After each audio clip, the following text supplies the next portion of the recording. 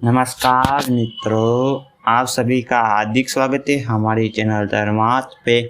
पौराणिक कथाओं के अनुसार बानासुर नामक दैत्य के कारण भगवान श्री कृष्ण और शिव जी का प्रलयकारी युद्ध हुआ था। हालांकि इस युद्ध का जिक्र बहुत कम नहीं मिलता है। अधिकतर बातें जनश्रुति और मान्यताओं पर आधारित है। इस संबंध में विरोधाभासी कथाएं मिलती है। सही किया है, यह तो शोध का विषय है। इस युद्ध के कारण हाहाकार मच गया था। युद्ध में सभी तरह के अस्त्र और शस्त्रों का प्रयोग हुआ था। कहते हैं कि महाभारत काल में महाभारत के अलावा भी कई प्रलयकारी युद्ध हुए थे। इस युद्ध में ही हजारों लोग मारे गए थे। आओ जानते कि क्या और कैसे हुआ था ये युद्ध। भगवान श्री कृष्ण 64 कलाओं में दक्ष थे। एक और वे सर्वश्रेष्ठ धनुधारी थे, तो दूसरी ओर वे दंड युद्ध में भी माहिर थे।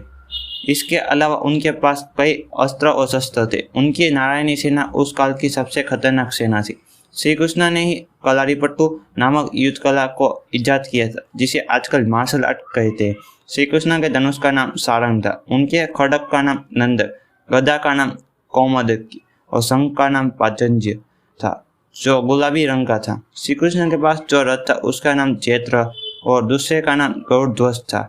उनके सारथी का नाम दारुक था और उनके अश्वों का नाम सेव्य, सुग्रीव, मेघपुष्प और बलाहक था। युद्ध का कारण श्री कृष्ण से प्रद्युम्न और प्रद्युम्न से अनिरुद्ध का जन्म हुआ। प्रद्युम्न के पुत्र तथा कृष्ण के पौत्र अनिरुद्ध की पत्नी के रूप में उषा की ख्याति है, मतलब पसंद है। अनिरुद्ध की पत्नी उषा सोनितपुर के राजा बानासुर की कन्या थी। अनिरुद्ध और उषा आपस में प्रेम करते थे। उषा ने एक दिन अपनी मायावी सहेली चित्रलेखा के माध्यम से अनिरुद्ध का हरण करवा लिया था। चित्रलेखा अनिरुद्ध को हरण करके जिस स्थान पर लेकर आई थी वह ओखीमठ नामक स्थान केदारनाथ के पास था।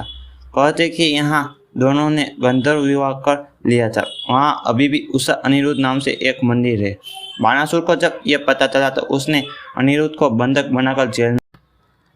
बानासुर को शिव से हजारों भुजाओं का वरदान था और उनकी रक्षा करने का वचन भी शिव ने दिया था। जब भगवान श्री कृष्ण को इस घटना का पता चला तो वे अपनी सेना लेकर बानासुर के राज्य में प्रवेश गए। ऐसे हुआ था युद्ध। जब भगवान श्री कृष्ण को यह पता चला कि बानासुर ने अनिरुद्ध को बंधक बना लिया है तो वे बलराम, प्रद्युम्न, सात्यक, गदा, साम्ब, सन, उपनंदा, भद्रा आदि को साथ लेकर सोनितपुर, मतलब कि वर्तमान तेजपुर, असम पहुंच गए। बानासुर को जब इस बात का पता चला तो उसने भगवान शिव का आह्वान किया और उन्हें अपनी रक्षा करने का निवेदन किया। ऐसे में भगवान शिव भी रुद्राक्ष, वीरभद्र, कुकर्ण, कुंभद्रा, नंदी, गणेश और कार्तिकेय के साथ बानासुर की रक्षा करने के लिए पहुंच गए। वहां बानासुर और शिव की सेना ने मिलकर भगवान श्री कृष्ण की सेना से भयानक युद्ध लड़ा। दोनों सेनाओं के बीच भयंकर युद्ध हुआ। श्री कृष्ण ने बानासुर के असंख्य सैनिकों को मार गिराया तो शिव जी ने भी कृष्ण की सेना का भारी नुकसान किया। बाद में शिव जी ने कृष्ण जी पर कई अस्त्र चलाए, लेकिन उससे उनका कुछ नहीं बिगड़ा और कृष्ण ने भी शिव जी पर कई अस्त्र शस्त्र चलाए, लेकिन वे सभी निष्फल हो गए। तब अंत में शिव जी ने भगवान कृष्ण पर पाशुपतास्त्र छोड़ दिया। इसके जवाब में श्री कृष्ण ने भी नारायण अस्त्र छोड़ दिया। दोनों के अस्त्रों से भयंकर आग उत्पन्न हुई, लेकिन दोनों का कोई नुकसान नहीं हुआ। ऐसे में श्री कृष्ण ने शिव जी को सुलाने के लिए निंदासन छोड़ दिया। इससे धुंध छा गई और शिव जी सो गए। यह देखकर बानासुर की सेना भय में व्याप्त हो गई। उसकी सेना कमजोर हो गई। प्रद्युम्न और कार्तिकेय का भयानक युद्ध हुआ, जिसमें कार्तिकेय घायल हो गए। दूसरी तरफ बलराम जी ने कुंभद्रा और कुकर्ण को घायल कर दिया। बानासुर अपने प्राण बचाकर भागने लगा। श्री कृष्ण उसके पीछे दौड़े और उसे पकड़ लिया और उन्होंने उसकी भुजाएं काटनी शुरू कर दी। युद्ध भूमि में यह दृश्य देखकर सभी और हाहाकार मचने लगा। जब बानासुर की सारी भुजाएं कट गई थी और केवल 4 शेष रह गई थी, तब शिव जी नींद से जाग उठे और जब उन्होंने यह दृश्य देखा तो वे अधिक क्रोधित हुए। क्रोध में शिव जी ने अपना सबसे भयानक शस्त्र शिवजोड़ अग्नि या महेश्वर जोड़ चलाया, जिसे चारों ओर अग्नि फैल गई। हर तरफ भयानक जीवाणुओं के कारण जोड़ और बीमारियां फैलने लगी। यह देखकर श्री कृष्ण को न चाहते हुए भी अपना आखिरी शस्त्र नारायण जोड़ शीत चलाना पड़ा। इसे वैष्णव जोड़ भी कहा जाता है। कहते कि भगवान श्री कृष्ण के शस्त्र से जोड़ का तो नाश हो गया, किंतु अग्नि और शीत का जब बराबर मात्रा में विलय होता है तो संपूर्ण सृष्टि के प्राकृतिक वातावरण का नाश हो जाता है। सभी और हाहाकार मच गया।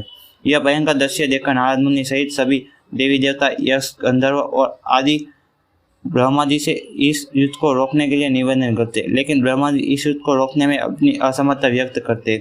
तब वे सभी मिलकर पराशक्ति देवी भगवती माँ दुर्गा की आराधना करते। माँ दुर्गा प्रकट होकर दोनों पक्षों को शांत करती है। उस समय श्री कृष्ण कहते कि माटे मैं तो बस अपने पुत्र अनिरुद्ध को स्वतंत्र कराना चाहता हूँ। तभी शिव जी कहते कि मैं भी अपने भक्त की रक्षा करने के लिए प्रतिबद्ध हूँ। श्री कृष्ण कहते कि मैं बाणासुर का वध नहीं करना चाहता, क्योंकि मैं बाणासुर के पूर्वज प्रहलाद को वरदान दिया था कि दैत्यवंश में उसके परिवार का कोई भी सदस्य मेरे अर्थात विष्णु के अवतार के हाथों नहीं मारा जाएगा।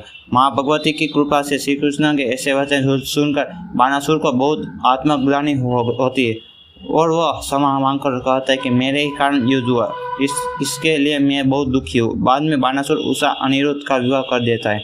वैष्णव ग्रंथों में श्री कृष्ण तो शेष ग्रंथों में शिव जी की महिमा का वर्णन मिलता है।